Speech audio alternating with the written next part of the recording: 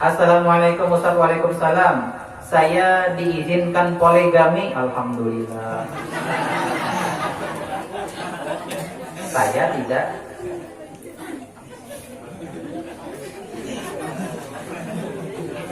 Tapi dengan satu syarat, syarat. Alhamdulillah.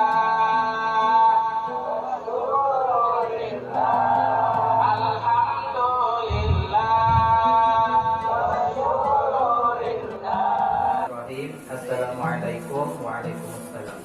Bagaimana menghadapi istri atau acil-acil yang penyarikan?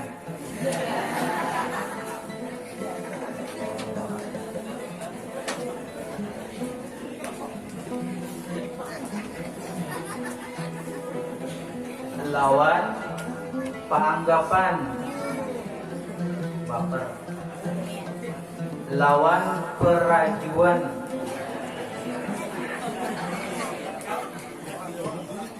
lawan penyangkalan, lawan suka peniwasan, lawan juga pengarasan. Terima kasih.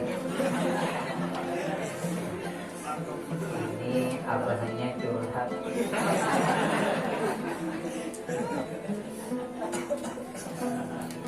Mudahan di sini kedadan laki-laki yang penyarikan.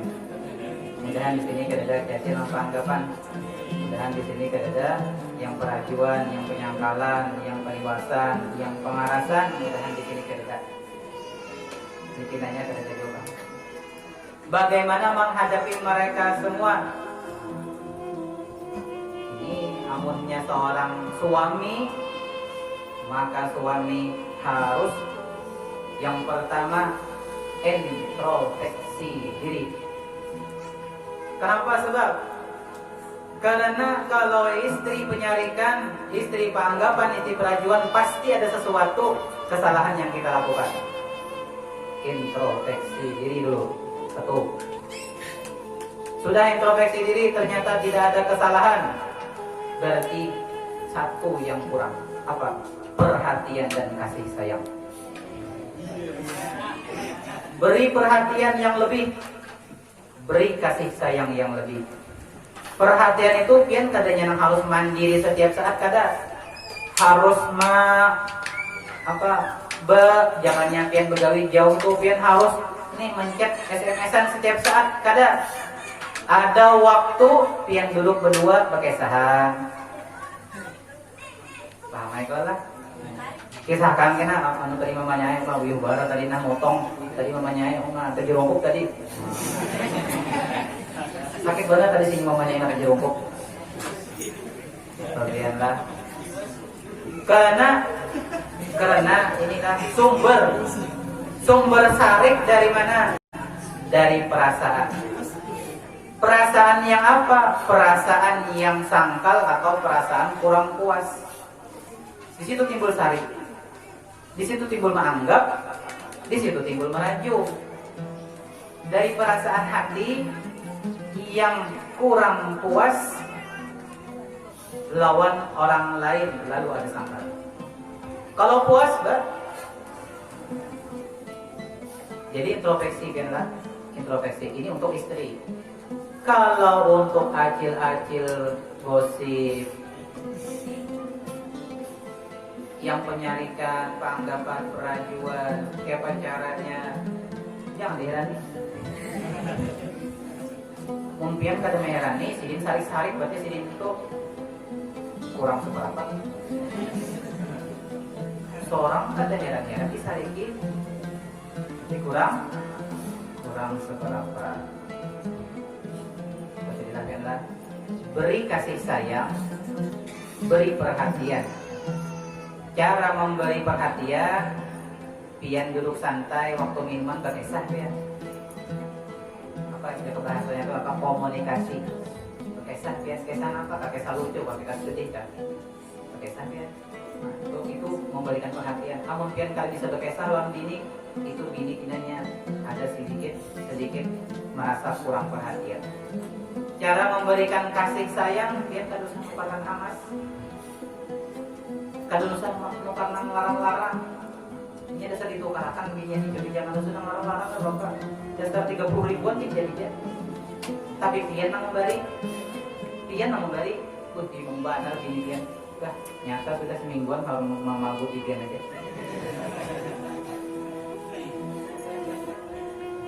Pak Ustadz, kami mau tanya Pak, kami ini agak curhat. Ada seorang imam sholat, apabila dia membaca surah Al-Fatihah selalu dia menggerak-gerakkan kepalanya di dalam sholat. Pertanyaan, apakah sah sholat imam tersebut dan bolehkah kita terus mengikutinya? Bergeraknya itu sengaja atau tidak sengaja? Kalau memang gerakan itu tidak dibuat-buat, gerakan itu tidak disengaja, memang gerakan itu terbentuk karena terbiasa, atau dasar sidin penggerakan dasar bilanya membaca bergerak, bilanya kada membaca kan bergerak. Buktikan kena bila sidin baca yang lain. A'udzubillah. Nah, ya.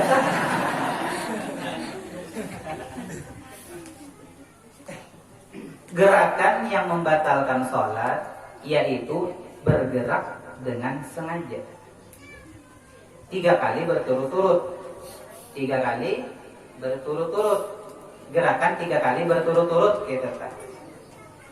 Tapi gerakannya itu apa? Kita buat. Gerakannya dibuat. Ada seorang yang belum lagi. Dan bolehkah kita terus mengikutinya kalau sidin bergerak itu tadi karena sidin membaca dasar gerakan kada sengaja? Ya Bapak. Kalau yang sengaja batal. Kenapa jadi batal? Hadam dulu lah. Ini gerakannya apa? Kada yang bergerak tadi? Pala lah. Bulu, ayo. Kepala ya. Artinya yang bergerak itu bagian leher. Nah, bagian leher ini dihitung gerakan. Karena di sini ada tulang. Sini tulang cukup. Hitung gerakan. Jadi bila dia menoleh, itu satu gerakan. Itu gerakan. Nah, itu gerakan. Termasuk bergerak. Jadi kalau tadi sengaja, betul. Kalau memang itu sudah terbiasa, kebiasaan, kalau Bapak umpati ya sidin. Di mana kita tahu sidin terbiasa? Bila sidin baca ayat yang lain, sidin bergerak. 2. Ada seorang yang selama hidupnya tidak pernah sholat Jumat, lalu dia meninggal dunia, lalu dimandikan, dikafani, terus disolatkan, dibawa oleh keluarganya ke masjid. Pertanyaannya, apakah boleh mayit tersebut dibawa ke masjid, dan apa benar masjid itu menyumpah kepada si mayit?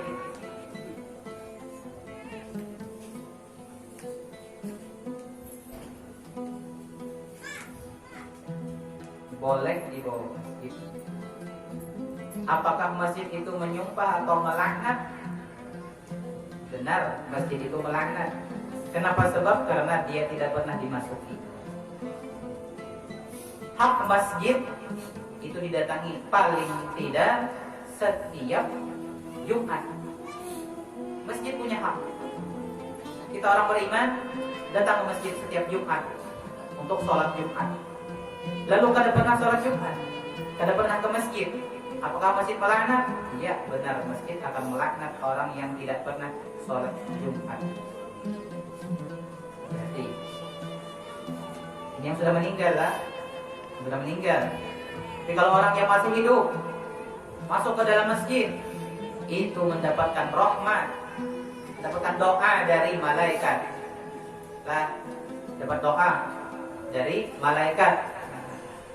Makanya jarang maling celengan masjid itu dipukuli, jarang. Kenapa? Sebab itu kamu tadi. Karena ini masuk ke masjid ada dapat rahmat, tapi syahwatnya, nafsunya lebih kuat, akhirnya inya mengambil barang di situ. Ketika keluar masjid itu jarang dipukuli. Jadi ini tadi boleh dibawa ke masjid lah, boleh aja bawa aja ke masjid, asal orang Islam lain orang kafir. Artinya Tuhan sidin masih Allah, Nabi sidin masih Nabi Muhammad. Assalamualaikum Ustaz. Waalaikumsalam. Saya diizinkan poligami. Alhamdulillah. Saya tidak.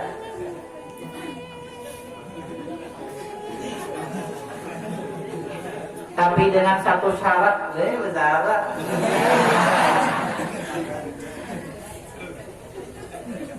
Saya harus memberikan uang 60 juta per bulan. Apa pendapat Ustaz? Ya Allah, ini benar paham lah. Artinya pian kan diberiakan. Diberiakan dia artinya. Amun diberiakan tanpa syarat. Itu arti diberiakan.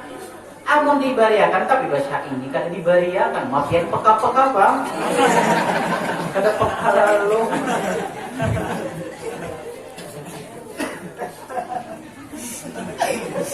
Itu kalau diberiakan nggak ada syarat. Guru yang dimuliakan Allah Subhanahu wa taala, amin ya Allah. Apa hukumnya bersedekah dengan hasil riba? Hasil riba.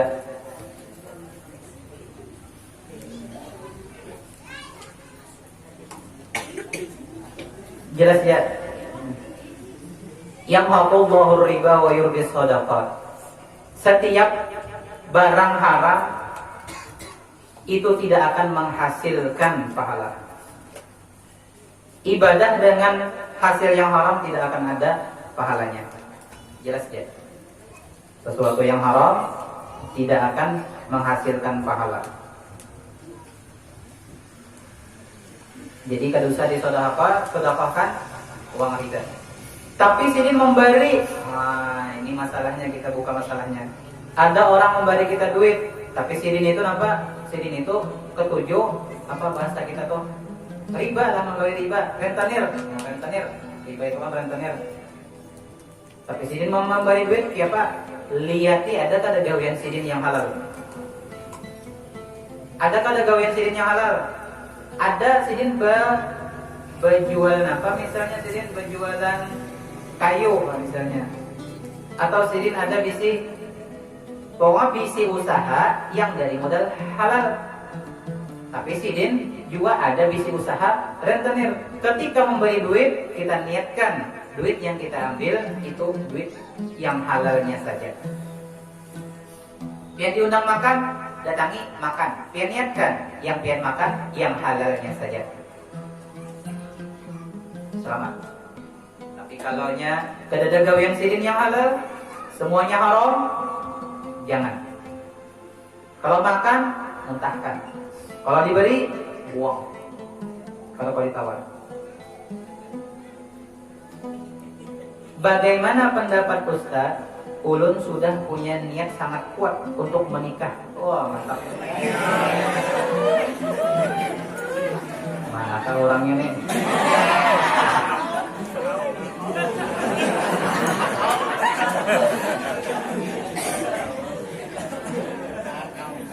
Tapi orang tua menyuruh untuk menyelesaikan kuliah dulu. Sedangkan menikah adalah perintah Allah dan Rasulullah. Mohon pencerahan. Berbakti dengan kedua orang tua itu hukumnya wajib. Menikah hukumnya sunnah. Ya ada. Itu sudah tahu lah. Berbakti dengan orang tua hukumnya wajib. Menikah hukumnya sunnah. Amunnya masih kawa ditahan, tahannya itu. Amunnya kada ketahanan, barangnya diapain dulu.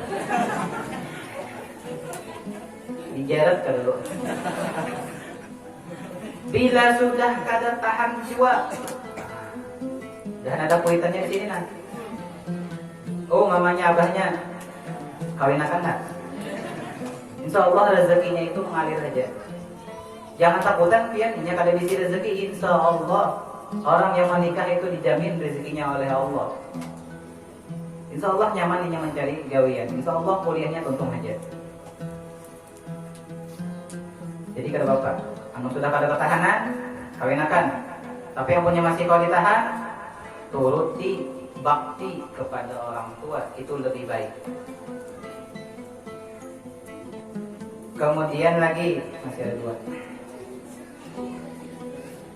Assalamualaikum, waalaikumsalam. Uzur lah guru. Wah, ada zikir, kada berhuruf, kada bersuara.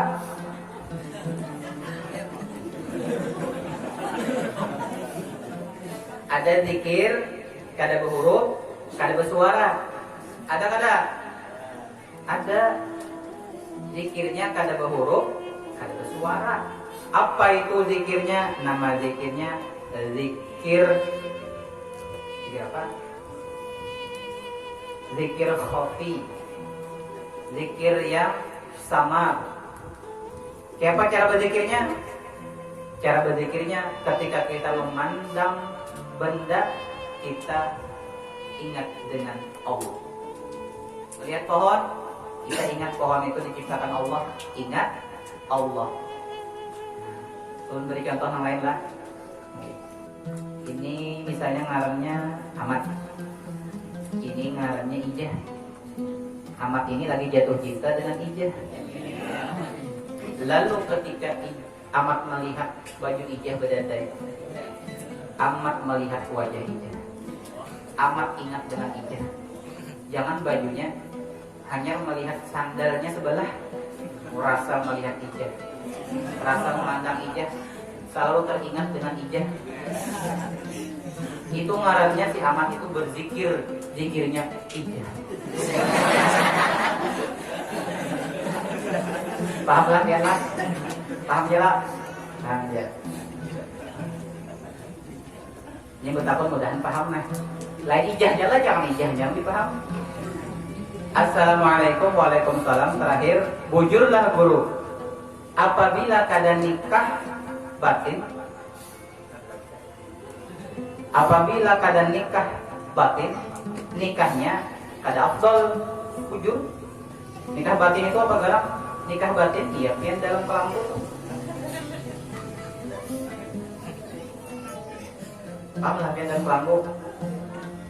Sudah paham lah.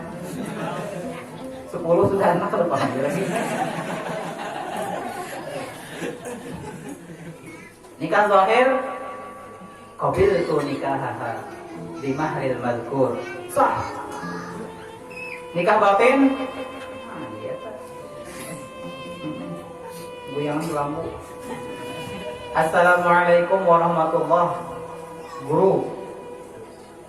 Guru akhir-akhir ini ulun merasa prihatin dengan adanya beberapa habib yang tersandung kasus hukum, istilah kriminalisasi. Sikap saudara-saudara muslim lain ikut mencari dan mengolok-olok para habaib yang dijadikan kasus hukum. Mereka ikut mencari, mengolok-olok dikarenakan habaib tersebut dakwahnya dianggap keras dan kasar, serta dianggap berseberangan dengan kiai dan tokoh agama yang diikuti mereka. Bagaimana sikap kita seandainya ada perilaku habib yang tidak kita sukai atau perilaku seorang habib yang melanggar agama? Apa sikap kita? Yang pertama, kalau kita patuh atau kita orang yang bisa berbicara, kita bicara tegur. Kalau kita tidak patuh dan kita tidak bisa berbicara, maka kita biarkan. Sudah, kita jangan mencampuri urusan mereka. Para habaib mereka dapat jaminan dari Rasulullah, sedangkan kita tidak punya jaminan. Kalau kita bertemu dengan habaib seperti mereka, cukup satu. Tetap kita ta'zim karena mereka zuriat Rasulullah, tapi kita hindari dengan kelakuan-kelakuan buruk mereka. Ta'zim tetap kepada mereka, para habaib yang melanggar agama, dan kita jangan mengikuti pekerjaan mereka. Cinta tetap cinta karena dasar cinta kita mereka zuriat Rasulullah. Dasar cinta kita Rasulullah karena mereka zuriat Rasulullah. Itu dasar cinta kita. Lalu kita tidak boleh mengikuti karena dasarnya mereka melanggar perintah Allah. Tapi kita tidak berhak membenci atau mengadili. Kenapa? Karena urusan membenci, urusan mengadili itu bukan hak kita. Ada orang berbuat jahat, bukan bangsa habaib. Apakah kita boleh mengadili? Apakah kita boleh menyiksa? Itu bukan hak kita. Hak yang sebenarnya menyiksa adalah Sang Pencipta, yaitu Allah Ta'ala. Kita nonton saja. Jadi kalau kita melihat, sudah. Kalau bisa menegur, tegur. Kalau tidak bisa, tidak usah ikut campur. Yang penting hati kita dijaga. Jangan sampai benci dengan zuriat Rasulullah. Jangan sampai kita benci dengan zuriat Rasulullah. Wallahu subhanahu wa ta'ala a'lam.